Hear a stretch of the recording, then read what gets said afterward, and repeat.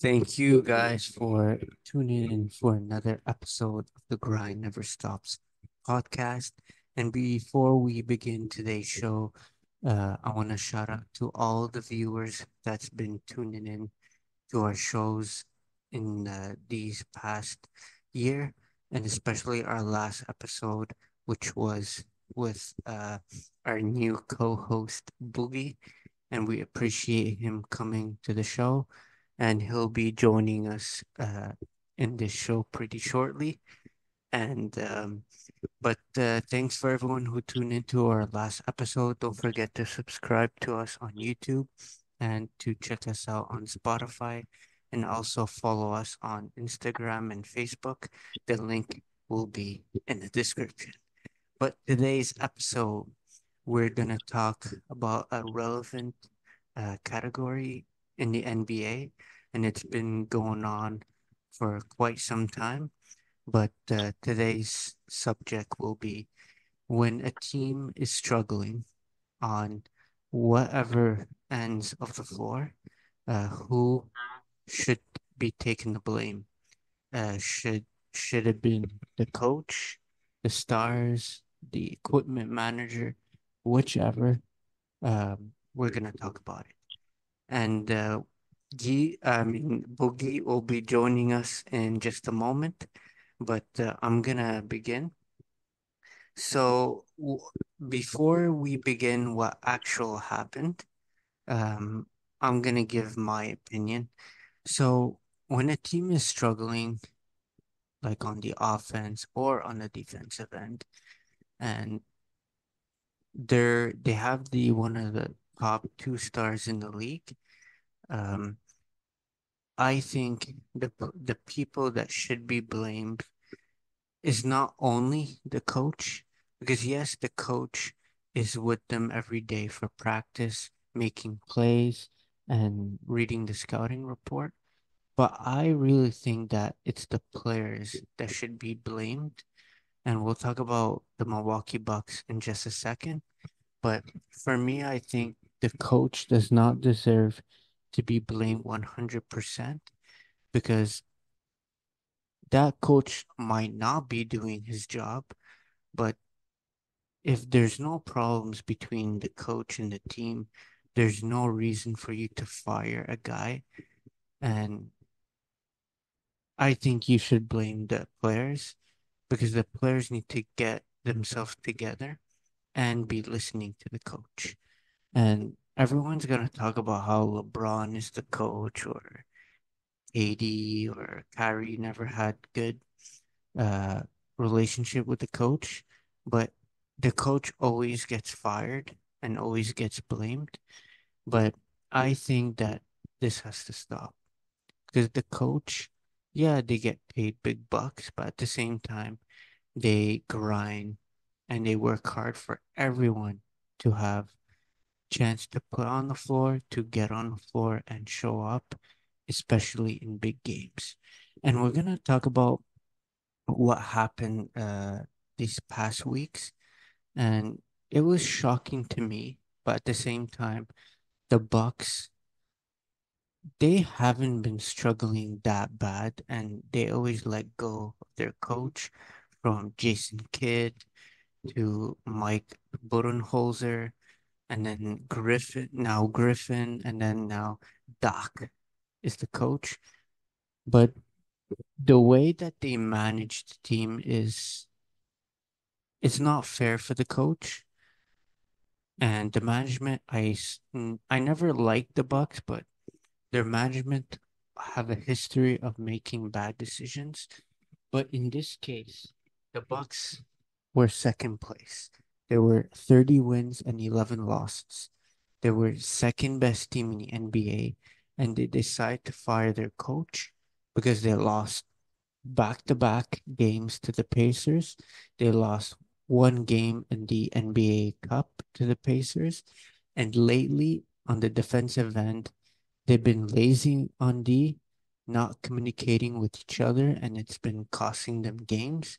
But they at that time they only lost 11 games, but they went through a stretch where the other team was shooting over 60% from everywhere on the floor, and nobody said anything about Giannis or Dame's horrible defense or Chris Middleton or Lopez. They just said, okay, the coach is not having control of this and he's getting fired. First of all, he didn't have control because Giannis is not the same, is not the player that everyone thinks he is, like the nice guy. And especially they brought Dame. They are controlling the team. They are saying, your job is to rebound, block shots, and be open. Me and Dame, we're gonna run this. And I think that's what happened with Griffin. Um, and that's why he got fired. And it's not fair at all for Griffin, a first year head coach, to be the second best team in the NBA, to be fired just like that. They should have just had a team players only meeting or a team meeting and discussed all of this. But firing Adrian Griffin is not the right thing to do because they did lose against the Cavs big time, and they have Giannis Antetokounmpo and Damian Lillard, and you can't lose to the Cleveland Cavaliers. But I don't think it's fair. I think the players need to be blamed because the coach is not the one playing. The coach is there to teach, to run plays, to run the scouting report for whichever team they're playing against. The person that should be blamed in all of this is Giannis Antetokounmpo because everyone thinks he's like the nice guy, but he also has a dark side, and it sucks that the coach, like the coach that will coach that guy, that dominant Giannis, is gonna be hard. And I don't think it's fair, whoever it is. It's not fair for Griffin. That's my opinion on this subject, and we'll bring our co-host um, Boogie, and we'll let him take over. Hey DJ Joe, thank you for having me. It's been a great time I had a great time last time I was on the show. Thank you again for having me. So I do like your points. You do make a lot of valid points regarding this issue where coaches are getting fired, and now we're starting to think about, is it because of the coach or is it because of the players? So now when the coaches get fired, whose fault is it? That is a very valid point that everybody thinks about all the time because when a coach gets fired, you have to look at the entire organization. You have to look at the entire team. Who is to blame? Is it because the coach is not doing his job or is it because the players are not doing their jobs? So now we have to look at it from a different angle. We have to look at it from actually every angle. Because when a coach gets fired, you have to think, was the coach not doing his job? Was the coach not up to the parts? Was the coach not like really up there with the players? So there's a lot of things that we have to look at when we look at coaches being fired because it's been happening a lot. I know in the past few years, a lot of coaches won NBA championships and they got fired the next season. They won, like, I'll give you an example, which is like my team right now, because obviously I'm from Canada and my team is always going to be the Raptors. That's always the team I'm going to be rooting for. Whether they're winning or they're losing, it's always going to be my team. So I know you do remember Nick Nurse. He won the championship with the Raptors in 2019, and the very next season he was fired. So now you have to look at it in this point of view. Was it his fault? Did he do something different in 2020 than he did in 2019? Yeah, but So Nick Nurse got fired last year. No, he got fired after he won the championship. He got fired the very next year. no. So the Raptors won in 2019, and Yes, he got fired in 2023. yes, the very next year. And that happened, I think that That's time it happened. well, yeah, The Boogie. last few That's coaches, not the next year. The Raptors won in June 2019, and he got fired in 2023. So that's at least 3 seasons and a half after he won the championship. 3 seasons after he won the championship.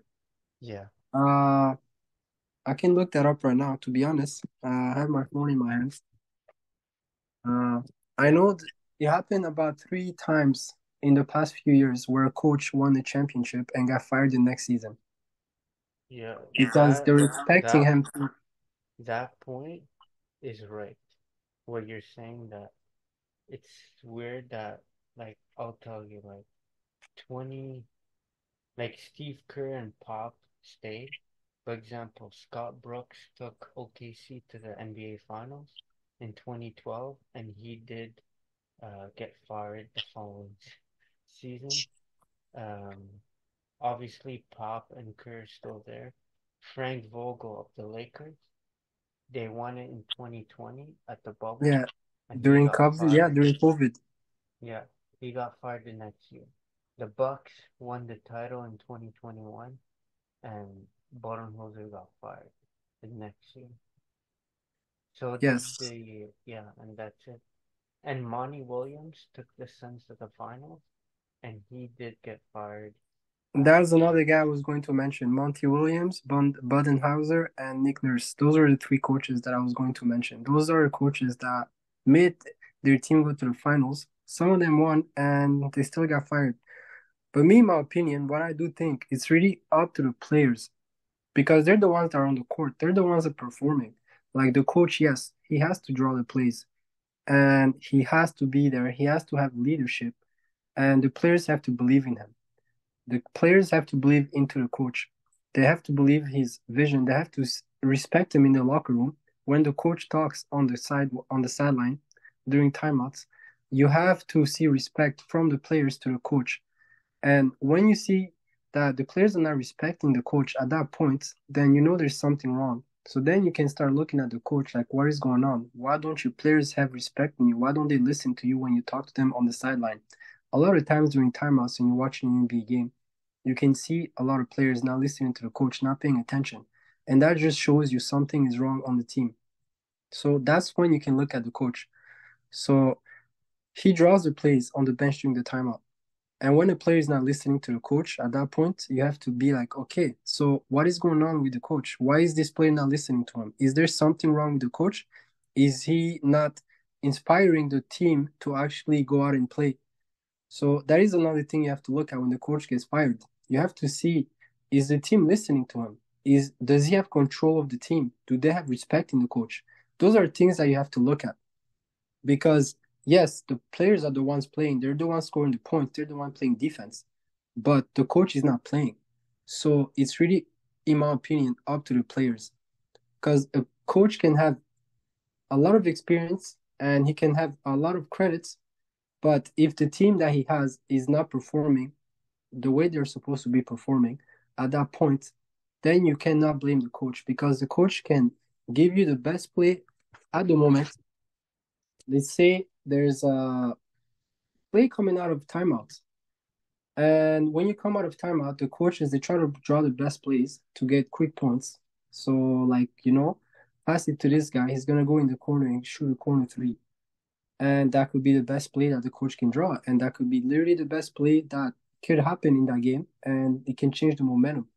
But if the player is not able to perform and able to actually draw and execute the play that the coach has drawn, at that point, is it really in the coach's hands?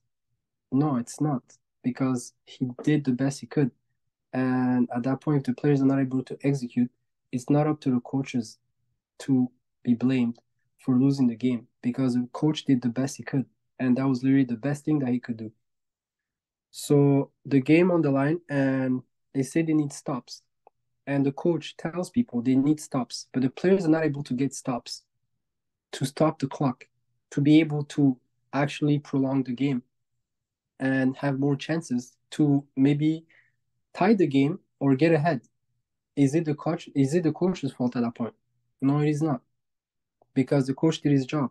He drew the play, told the players, "Hey, this is what we need to do this time. You need to get a stop." But let's say the players don't get a stop. Can you blame the coach at that point? The coach said, "This is what we need to do." He told the players what they need to do, and the players understood it, but they were not able to execute. Can you blame the coach at that point?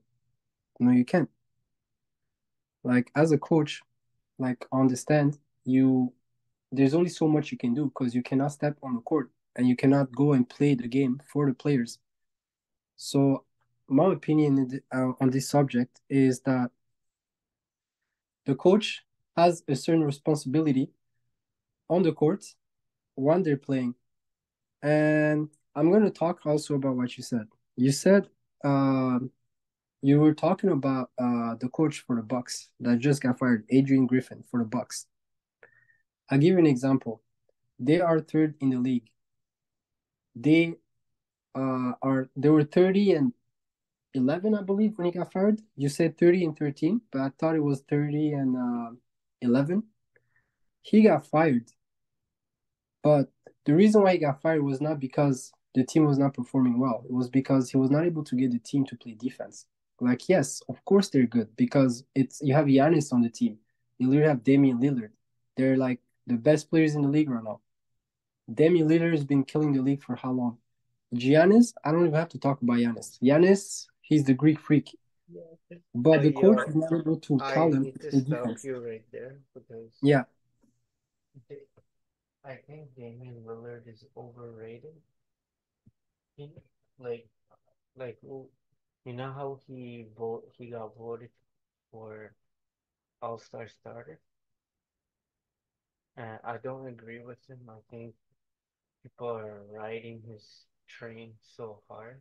I don't think Dame is the best player in the league because he's not having like the season of his life, you know? And look, Damian Lillard right now is only averaging 25 points and 6 assists per game. And you know Dame always averages close to 30. So his stats went down, but at the same time, he's not shooting like lights out. He Okay, shoots but let me say something. 42% from the field, 34% from. Let me Yeah, say something. You said his stats went down, but his stats went down because he's no longer number one on his team. That's why he's no longer number one because he used to be number one in Portland the entire time he was in Portland because there was nobody else on his team that could help him out or that could do what he could do. So he had to take all these shots and he had to be the one guy to lead the team. He had to be the one guy to be able to like show up when it matters. But now he's been traded to the Bucks. So now he has somebody else that can take those shots. He has somebody else that can go and do what he used to do in Portland. So that's why his stats went down because he's no longer like a lone ranger. Now he has help. There's Batman and there's Robin. And he's not Batman, he's Robin because Giannis is Batman. You know what I mean? Giannis right now is Batman. It's his team. He leads the team. Damian Lillard did not come on the Bucks to take over the team. He came over to help Giannis. So that's why his stats went down. but my question is to you. Giannis is shooting 26% from three and under 65% from free throw line. That's not Griffin's fault. It's Giannis who doesn't want to take the time to shoot better from free throw or three. Bro, Giannis Yes. been taking 20 seconds just to shoot a free throw and I saw actually the missed memes. it. I saw the memes. Yes, I did see that. So I think Giannis, yeah, he's averaging 30 and 11 and 5 assists. But at the same time, Giannis is not, he's a liability. Like, you can foul him all night and you can win the game.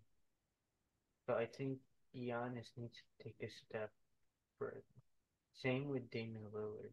He doesn't need to shoot 30 times a day and play like shit until like 2 seconds left and then he hits those like big shots from half court. I think they need to work on their defensive end and their weak. Right now, the Bucks' weakness, yeah, they've been trash like defense, but their biggest weakness is not that. Is Giannis not shooting free throws good? Giannis cannot shoot threes, and this is a problem for Antetokounmpo for years, years. So I think it starts from the top, and then later on, you could say, okay, Griffin didn't focus on D, there was no communication, and let me remind you that the Bucks were the top defensive team, not because Giannis Antetokounmpo or Middleton, it was because Drew Holiday. You know Drew Holiday is one of the best defenders in the league, and since they got rid of him, their defense went all the way down, and now they're blaming Griffin for not focusing on that end of the floor, but that's not the problem here. The problem is Giannis cannot shoot free. You That's touched a couple of important points in what you just said.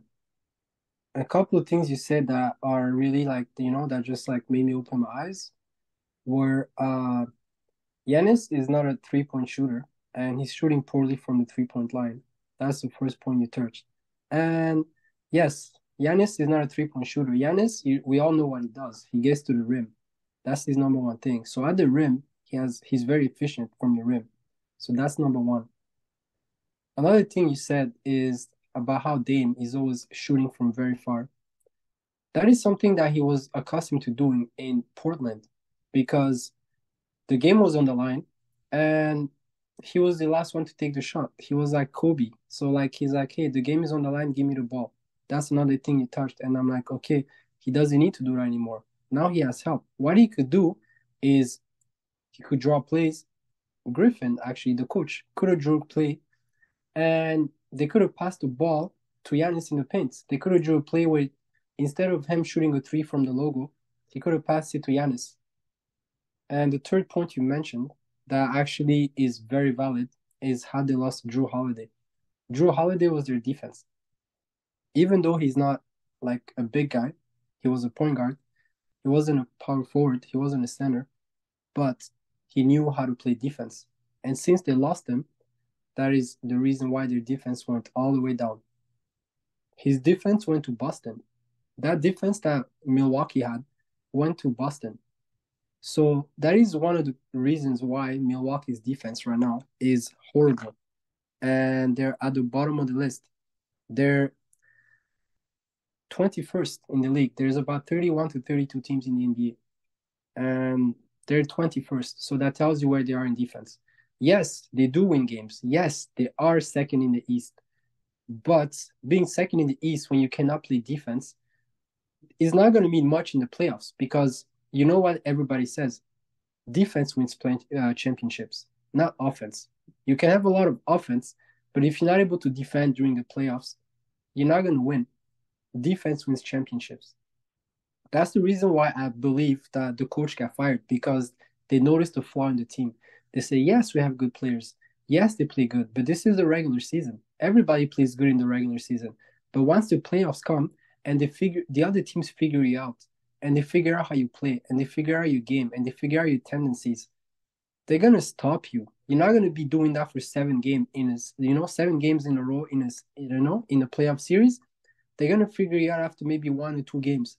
Once they figure you out, you're not gonna be able to get to the rim the way you like it because they're gonna switch their defense. They're gonna make plays to make sure that you cannot get to the rim.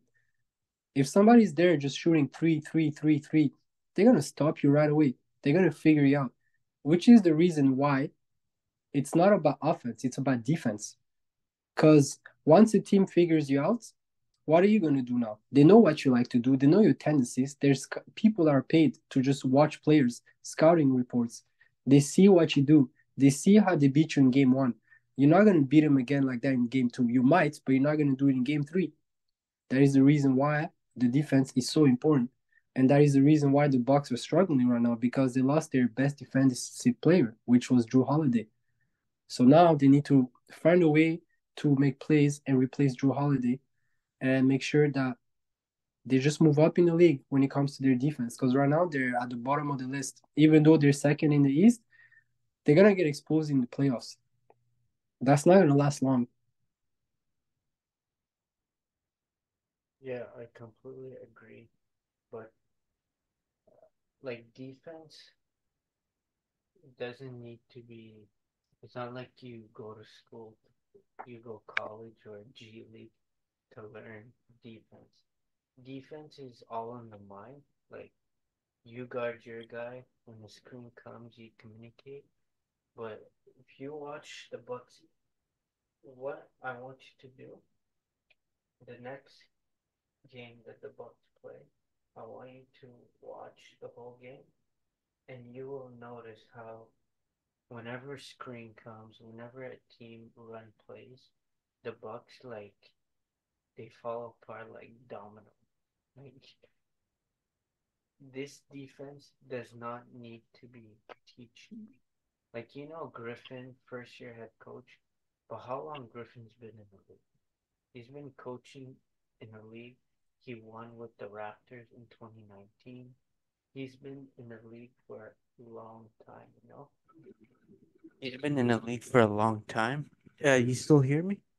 Yeah, I can hear you. All right, just checking. But he's been in the league for so long, so he knows how the head coach run plays on offense, defense, and defense is all like I told you is all in the mind. You have to know what you have to do, and every person has a role. Even the guy that plays in garbage time, everyone has a role. And Damian Lillard thinks that he could come to Milwaukee and shoot like 23s a game and oh, it's gonna make an impact. It's not going to. Dame is one of the worst defenders in the league, man. Worst. And he doesn't need to average 10 steals a game or blocks. No, no. He just, Damian Lillard is the leader. Yeah, Giannis is the big guy, but who's the point guard on the squad? It's not Giannis, it's not Griffin or Middleton, it's Dame Dab. So he has to set an example. And yeah, Giannis can defend, but most of the time, once Giannis is not hitting his free throws, missing shots, he tends to give up on a play. So He doesn't have that dog mentality in him. He's just like, oh, I missed a free throw. Now I'm gonna just jog a little slowly to defense. I'm not gonna run fast and try to defend. He's just gonna stay there and just walk slowly. Is that what you mean? that's what I've been seeing by Giannis this season. And Giannis he should be in the summer, man, shooting 100 free throws a night, not just trying to show that he's practicing with Hakeem with hook shots. Like that's not going to work in game. But Griffin got fired not because Giannis didn't hit the free throws. He got fired because Giannis did not like Griffin. And in the NBA, there's Can I always a good. say something too? Can I say something that I Yeah, go heard ahead. about Griffin? So you see, Griffin, he's been a assistant coach for many years in the NBA. This is his first year as a head coach, right? So he's always been there behind a coach who was really good before, like you said, Nick Nurse and Budenhauser, maybe. But as soon as he became head coach, what I did hear about this guy is he was toxic in the locker room. He was toxic behind closed doors. He would, like, as a coach, yes, you demand respect, but to demand respect, you have to show respect. And that is one thing I heard that he didn't do. He's not a guy that showed respect to people. As a coach, you need respect. You need to show respect to people to show you respect back. And he was not a respectable guy when he used to talk to people. This is what I heard. This is what I heard why he got fired. He yells at people. You don't want to be yelling at your staff. You don't want to be yelling at the equipment people. You don't want to be yelling at the training staff. You don't want to be yelling at the people that give the players a massage. You don't want to be yelling at the people that are there helping the players. But he would raise his voice and he would downgrade people. And when you do that, people don't want to come to work. People don't want to be there and they don't want to show up and perform because you're a toxic person. As a toxic person, that is the one in the lead, and you're the one that is telling people what to do, and they're coming to work knowing that you're there for them, and you're toxic, they're not going to perform the way they're supposed to perform. And I heard he was a very toxic person. So it's not about really the defense. It's just about also how people were looking at him when they would come to work. Like I give you an example. I'm your manager at work, and I'm yelling at you all the time, and I'm belittling you, and I'm just making you feel like you're a little dude and you don't mean nothing. Am I going to come to work and perform 100%? No, I'm not, because I'm not going to want to see you. I'm going to be like, oh, I'm going to try to avoid you because every time I see you, you're toxic. Like you make me not want to be at work. And that's the type of person Griffin was. That's another reason why he got fired. So the fact that they were not playing defense just made it worse. I heard Griffin was not a person that they respected. You demand respect, but to demand respect, you have to give respect. I mean, Doc Rivers, he's been there forever. Everybody knows him. Like even if he only won one chip, people still respect Doc Rivers because he will give you respect. He will tell you where you did wrong. He will tell you what you did wrong. He will tell you what you need to do to improve. But he will tell you that in a respectable manner. Even though he's mad, he still respects you and treats you with respect. But Griffin was not doing that. I heard Griffin was disrespecting people the way he was talking to people. That is another reason why the team was not respecting him and the team was not there for what he said. When he would say things, they would listen, but they wouldn't hear him. That's another thing I did hear about Griffin. That's another reason why I think he got fired. Because if I'm coming to work and I hate my boss, am I really gonna want to work like as hard as I could actually work? Or I'm just gonna do what I have to do to just get out of you, like get you out of my face so I can just move on. I think that's what happened. That's why he got fired because the GMs and all the higher ups, they could see that. They could see that he had no respect in the locker room. They could see that he had no respect on the bench. They could see that he had no respect when he was telling people what to do because they knew how he was. He's not a respectable person because how he treats people. And that's one of the things that I heard. I'm not sure. Listen, I'm not there. I'm not on the bench when he's drawing the plays. I'm not in the locker room when he's like, on timeouts. Not timeouts. I mean, on during the halftime and they're in the locker room and they're talking. I don't know what's going on. I'm not there. But one of the things I heard from obviously following the NBA is that he was disrespecting a lot of people on the team, not just the players, but the whole staff. And that's why when the GMs heard about all that, they were like, let's get rid of him and get Doc Rivers because Doc Rivers, he's known. He has a big resume. Yeah, only he won one ring. That's it with Boston. But at the end of the day, he's like no matter what team he goes on, he's respected because he knows how to handle people. He knows how to talk to people, and people respect Doc Rivers because they know what he's about. But not Blake Griffin. I'm sorry. This coaching Imagine from Blake Griffin coaching Giannis. no Adrian Griffin. I apologize for the name. Adrian Griffin. He's a rookie coach. He just started coaching this year. And as a rookie coach that comes in, you need to earn your respect. You need to show what you're about. You need to know what you're made of. And he comes in his first year and he's extremely disrespectful. During practices, he's yelling at the staff, not just the players, he's yelling at the staff. So the players are looking at this and they're like, this is how you treat the staff? Like, how are you going to, how are you going to treat us if this is how you treat the staff? So when all that came out, that's why I think that he lost his job because you need respect on the team to be able to stay there and do your job and perform. And if you don't have that respect, they're going to replace you with somebody else that can get that respect. That's why they got Doc Rivers because Doc Rivers is respected. He has a big resume. He's coached a lot of big players and they all respected him. Even though they weren't happy with his decisions, they still respected him. He went from Boston. Come on, man. He had Kevin Garnett. He had Rajon Rondo. He had Perkins. He had Ray Allen. He had Leon Poole. He had who else? Like all these players are on Boston during the 2018, They and had then uh they moved them they had to to go Kendrick Perkins. Kendrick. Yeah, exactly. Like he had that team. If those people can respect you, that team, like you're doing something right.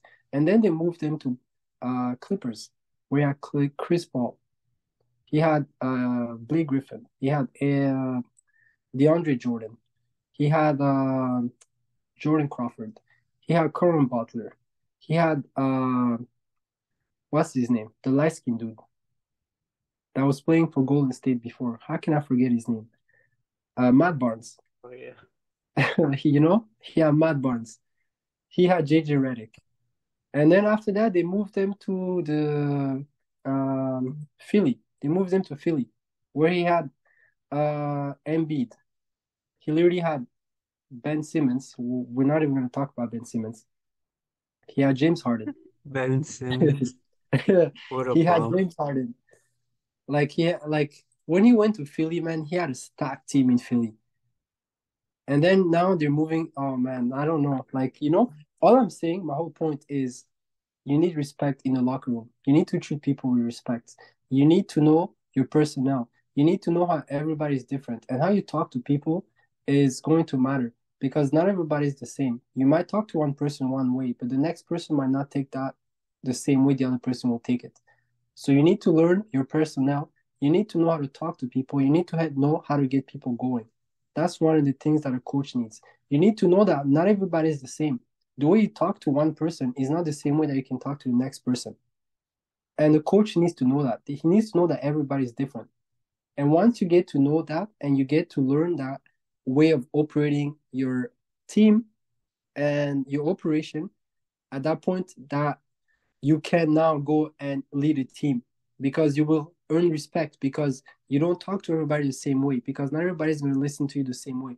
Some person might be like, okay, this is constructive criticism. I'll take it.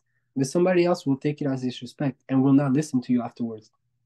So you need to learn how everybody is as a coach. So that way you can know how you can lead your team. You don't talk to everybody the same way. But you do need that respect. That is the number one thing. Because if your players don't respect you, you're not going to lead your team nowhere. As a leader, you need respect. And the coach is the leader of the team. So you need that respect. And if you don't have that, you're not going to last long. Because, I mean, like, look at LeBron. He gets his coaches fired the way he changes his underwear. You know what I mean? LeBron, if he doesn't respect you, you're not going to last long on his team as a coach. Even though you're the coach, like, you're going to be gone. LeBron is going to get you fired in a heartbeat. So you need to earn the respect from your players. That's what I think. And Griffin did not have respect from no players. He didn't. He was the rookie coach. And once the coaches figured him out, not the coach, I'm sorry. Once the players figured him out, they got rid of him so fast. Yes, but we're gonna have to make a quick break and we'll be back to continue this debate. Okay, well, let's take a quick break. I'm gonna have a little glass of water and a little snack, and we can continue this. All right, Okay, thank you for having me again. we'll be back. Hey guys, welcome back after a short break. And you guys know what Boogie was discussing.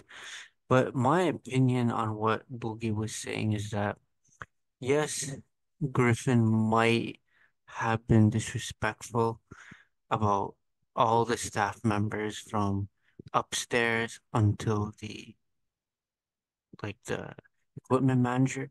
But at the same time, who is the coach? Is not Giannis, is not Middleton. And NBA players now, they're getting softer by the day. And some people they catch feelings, as Clay Thompson said once, like probably someone's got hurt from Griffin like saying something. But at the same time, you are Griffin is being paid the big bucks. You know what I mean? So he is the head coach of the Milwaukee Bucks. And after a couple games, and this is after like 42 games. I think he got fired after 39 games. But after a while, if the players are not listening to the coach, are not listening on what he said about their defensive stance or defensive like formation, if they're gonna run the zone or the 2-3 or man to man, obviously after a loss like they did back to back against the Pacers, he probably went off on everybody saying, we cannot lose to those teams to and we both know Tyrese is a good player, but at the same time, you can't lose to a Pacers team back to back, especially on the home and the road. So yeah, he might have been disrespectful and probably people went upstairs and they realized, but at the same time, Griffin has been in the league, Boogie, for 16 years as an assistant head coach. He's been with the Raptors the last 5 years. So Griffin was never known to be like that. But once you're the head coach, Boogie, and they're they're ignoring Griffin, and we're not talking about Blake here. We're talking about Adrian Griffin. Blake Griffin, we know he's a dunking machine, but Andrew and Griffin, you can't ignore. I know Chris Paul ignored Griffin with the Clippers, and that team went like all the way to the hole. But this time, it's not about that. It's about he's the head coach. He decides who goes on the floor, who doesn't go on the floor. Because you saw 1 week before he got fired, in a game they were losing by I think 13 points and Griffin wanted to take Giannis out and he yelled at him and he didn't come out. It's not your job to decide when you're going in. It's the head coach because he has a game plan for you to rest for because at that moment he missed back to back to back shots. He missed free throws, and Griffin wanted him to rest to take things easy for the lead to not go higher than it was. They were down 13. Things like that, I don't seem it fair. And I've watched some Bucks games, and you see there's no good relationship between Griffin and everyone, not just Antetokounmpo or Damian Lillard, but everyone else. And only because Drew Holiday is not there anymore, their defense went all the way down. And you know the consequence, Boogie. If you're gonna get someone, you're gonna have to give up. If you want Damian Lillard, you're gonna have to give up Drew Holiday. And look what he's doing in Boston. He's leading that defensive back end for Boston. But for the Bucks, just because they trade Holiday, you know that their defense is gonna go down, way down. So yeah, he was disrespectful and it's not the correct way, but at the same time, there's a reason for everything. There's a reason why right now Lakers are playing like shit. They're playing like ass. They lost again tonight by 20. They lost yesterday to the Rockets. And it's not because LeBron is the manager or the owner of the Lakers. No, because the head coach has a plan. And I don't want to talk about the Lakers head coach Darvin Ham because I don't like how he runs the team. But for Griffin, from an experienced guy who's been coaching for 16 years, who's played in the NBA for 9 years, he knows how to run a team. And that's why they hired him. They didn't hire him because he has a famous last name or he won one title. Doc Rivers won only one as well. Same as Griffin, he won one NBA title with the Toronto Raptors. And that brings experience, but at the same time, yeah, you're Giannis, yeah, you're Dame, but at the same time, you don't decide who goes on the floor, who doesn't, the game plan. Because once you lose, who you gonna look at, Boogie? You're gonna look at the head coach. You're gonna look at him as like, this play is not working out.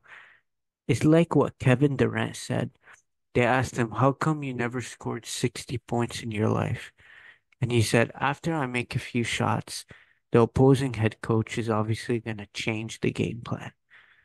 So that might be the problem was Griffin did have some plays, but the players ignored those plays.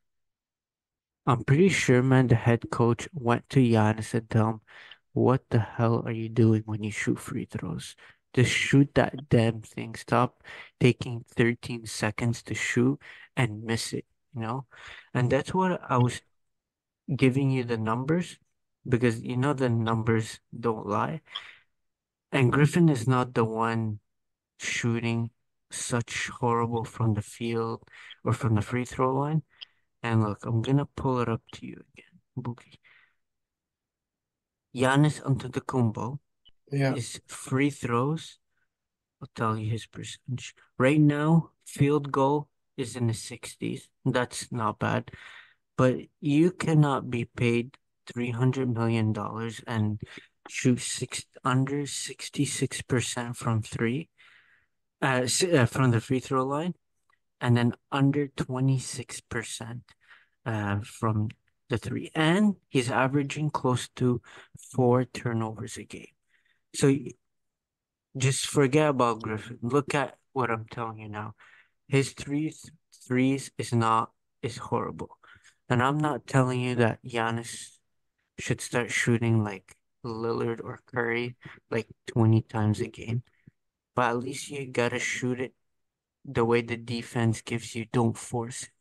Free Like your throws, percentage has to go up, right? Your percentage has to go up. at least 30%, at least. And free But throws to get paid $300 million and shoot 66% and have violations every time you go. That's not the correct way because he takes his damn time to shoot and he shoots like a soft girl, man. So it takes your motivation to make that shot once you take your sweet time. So that's just Giannis Antetokounmpo. And let me go to the stars. Damian Lillard shooting as bad, 34% from three. That's not 42% from the field. So you're shooting under 50% from the field, under 35% from three. And yeah, his free throw is 92, but you got to look at them shooting. Next, the third star. I don't consider him a superstar. Chris Middleton is averaging 15 points per game. yeah, but he's been injured for how long? I can't even remember the last time I saw Was him shine he? in the Yeah, game. I know he He had never shines in the game because he's always on the bench clapping.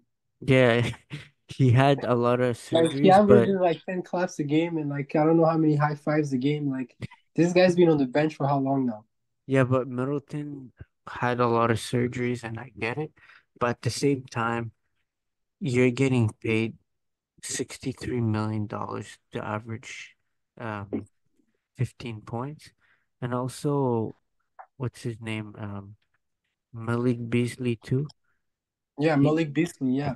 he's averaging under 50% from the field and 72% from the free throw line. So how come you consider yourself a shooting guard, but shooting 72% from the free throw line?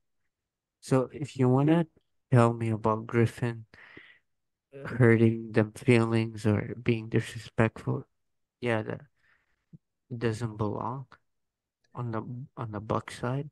But at the same time, Giannis is not doing anything to improve. Lillard is not shooting well. Middleton, I don't know what he's doing, just milking the money that they're paying. But at the same time, yes, they're 30 and 11, but the Bucks have they have a weakness right now. That weakness is not because Griffin is on the floor. Griffin's job is to make sure everyone knows their role. You know what I mean? And improving and make sure they know where the opponent is. Because on defense this year, even though they won 30 games at the time of the firing, they're still like, they don't know what's going on. And hiring Doc Rivers is a curse because you know Doc Rivers He's only never won in 2008. That's the only time he won. and he lost to every conference finals he had with the Clippers. And you know what happened last year with the Uh, 76ers? You cannot let your point guard James Harden score 14 points in a game seven or Embiid only shooting threes. So I never liked Doc Rivers, but at the same time, Doc Rivers has a history of having big guys. You know, in Boston, they had uh, the big Garnett, ticket, Ray Allen, Berkeley, Paul Pierce, and Clippers, they had Paul Griffin, like they had a decent team. And then in Philadelphia, who did he had in Philadelphia? Joel Embiid, Jimmy Butler, Ben Simmons. Not last Trayman. year, but he coached He had them, Trayman and in Clippers. yeah, and he He was had I like Trayman a James, lot. yeah, and he had James Harden and Joel Embiid. And the year before, he Yeah, was with the Clippers, and they had Kawhi, George, and all these boys. And he got fired because the team was garbage, and they blow 3-1 leads. So that's my opinion about what you said. Yes, the players can get their feelings hurt. no, from what you said, it makes a lot of sense. Like what you said makes a lot of sense because as like as a fan, I don't want to see like players catching feelings and just being mad at the coach because that is gonna ruin everything. Like a lot of players, what they do is they catch feelings and they start like having like attitudes towards the coach when the coach is there to lead you in the right way. The coach is there trying to bring you to the NBA finals. So like when players are there catching feelings and they stop listening to the coach, that puts a lot of stress on the team. So even the little guys that are not supposed to be the big guys, they're not going to be listening to the coach because the big guys are not listening. So like the big players, like let's say like okay, Kawhi didn't do that. Obviously he's a calm guy, but I mean if he was there to give like the coach attitude, like Ben Simmons do, like a lot of players do, and they just don't want to play and they don't want to perform like how they're supposed to perform. The other guys who are not as good as you are going to like look at you and be like, oh, so the superstar is giving attitude. So maybe the coach is not that good. So now I can give the coach attitude. So that just puts a lot of stress on the team. So nobody should be giving the coach attitude. People should be like, if I have a problem with the coach, I'll take the coach on the side. I'll talk to him on the side. I'll tell him what my problem is. And I'll be like, hey, I don't like this or this and that. But you don't start giving attitude in front of in front of everyone because that will make a lot of people stop believing in the coach. And that's why it's going to make the coach lose belief in himself. Because if the big guy is giving you attitude, then the little guys will give you attitude. And that's a problem because listen, you're getting paid so much money that you're getting paid, like hundreds of millions of dollars a year to actually perform and do your job. So if you're getting paid this amount of money, just go to work. Forget about your feelings. Don't think about your feelings. Think about what you have to do when you go to your job and you have to perform. Go there, do your job. And if it does not work out, it does not work out. But do not let it go out because of the way you're feeling. Because that's, I don't know, man. I don't know what to call that. Because if I was getting paid millions of dollars, I would just go there. I would perform the best that I could, and I would just leave everything on the court. So that's what players need to do. They need to leave everything out on the court and leave feelings out of the game, because the game is you go there, you play basketball, and you leave everything out on the floor. If you lose, you lose. But if you lose because you did not perform because of your feelings, then that's not up to the coach. That's up to you. You know what I mean? Like something also you said, it's like, oh, you said like the Bucks lost 2 games to the freaking what do you call it? To the Indiana Pacers. Like, how are the Pacers going to beat the Bucks 2 games in a row? Like, who is better than the friggin' who on the Pacers is better than Giannis and Damian Lillard? Nobody. Like literally, Damian Lillard and Giannis are incredible players. They have so much talent. There's nobody on the Pacers. Yes, I understand that the Pacers are good. Yeah, they've been playing good this season, but nobody on their team is better than Lillard, and nobody on their team is better than Giannis. So how come the Pacers are beating the freaking Bucks 2 games in a row? Like that makes no sense at all.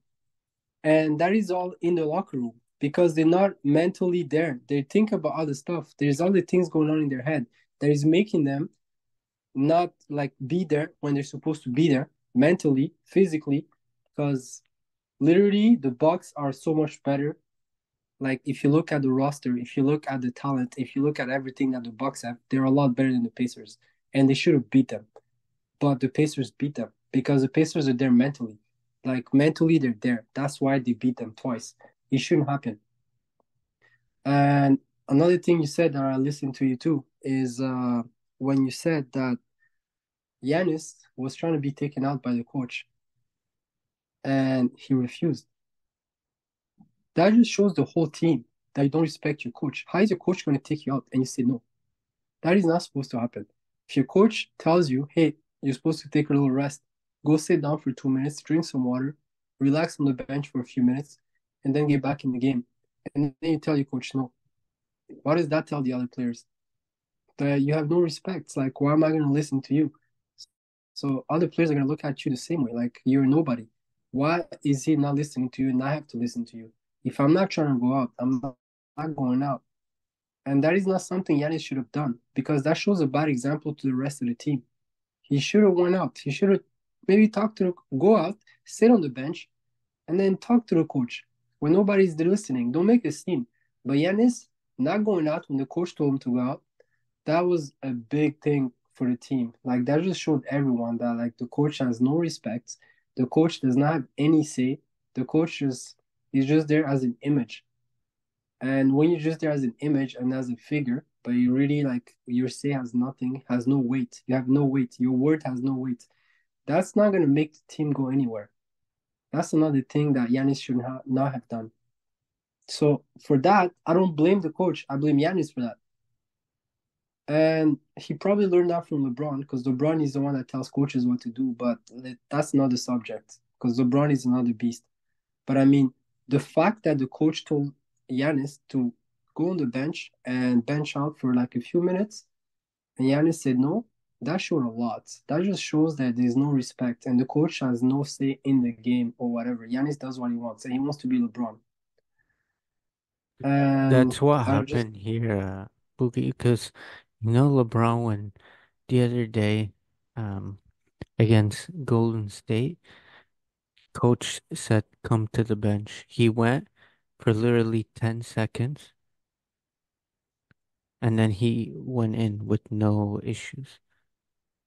So it's the same thing. Like yes, you're down 15 points. You just missed back-to-back easy dunks. You missed six straight free throws. You're shooting 6 for 19 from the free throw line. And Griffin said, come take a seat.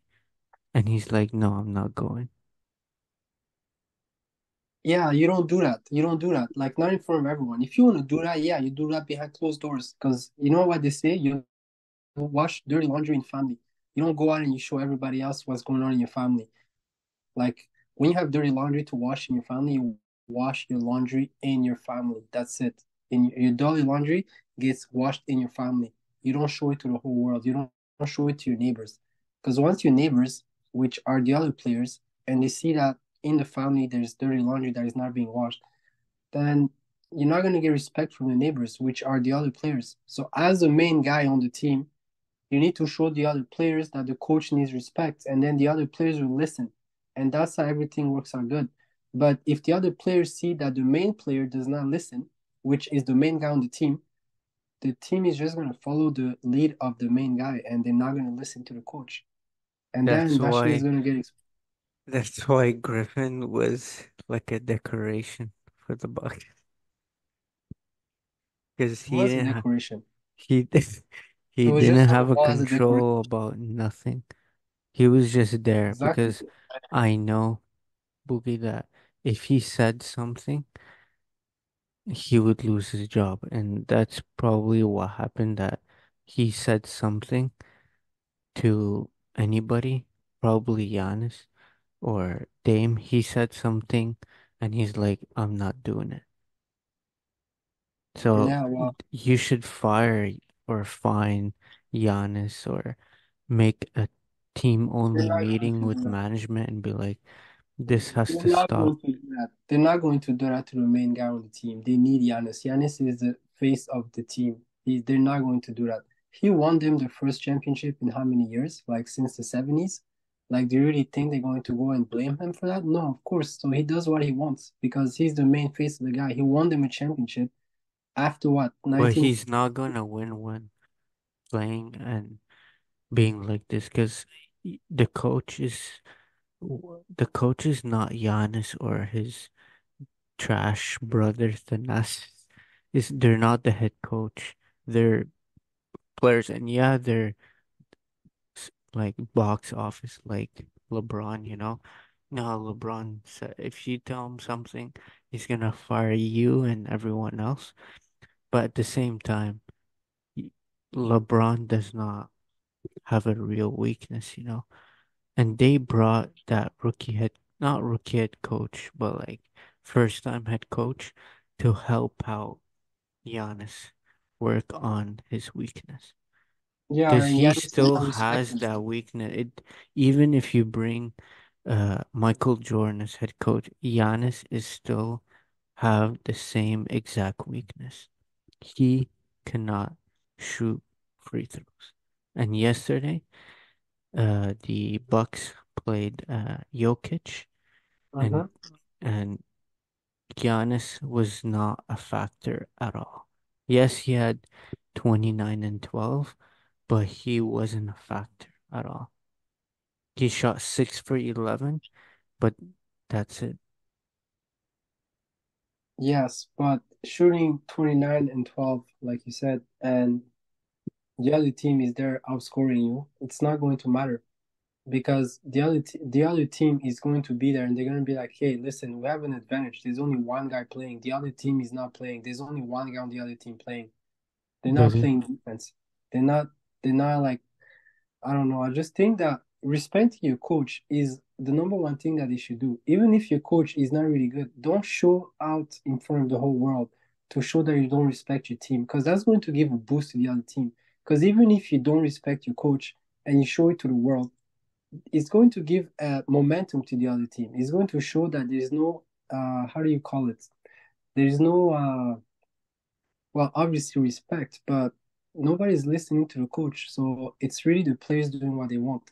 and And at that also point, if your coach yes. is better than the whole team, because the coach is going to be better than the team when it comes to drawing plays, because that's what he does. A coach draws plays.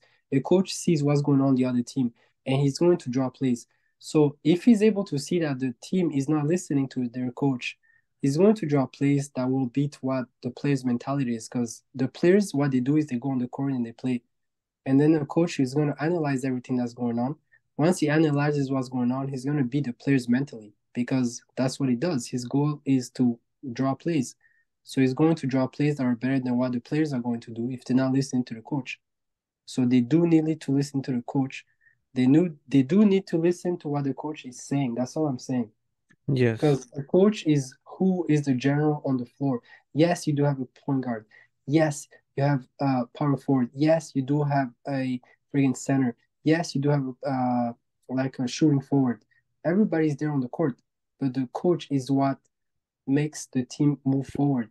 And if you're not listening to your coach, I don't know how you're going to do it. Like, not everybody is LeBron. Not everybody is able to read the plays that are going to come before they come. Like, that's rare. So you Yes, need your coach to lead you.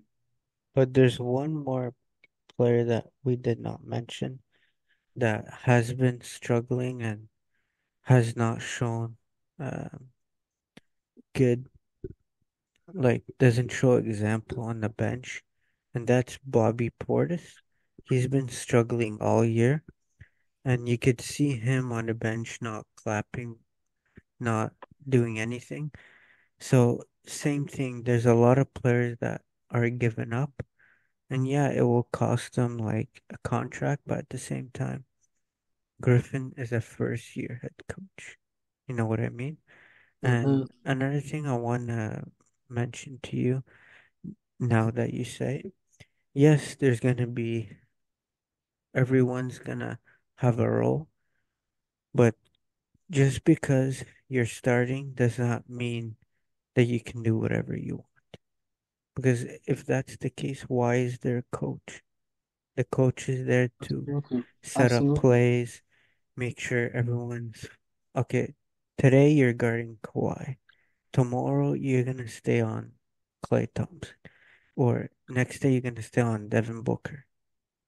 That's why, as you mentioned and I said, the scouting report they're given to the head coach, and on the shoot around or practice is the coach's job to tell you, okay, today we're playing Harden, PG, Westbrook, and Kawhi Leonard.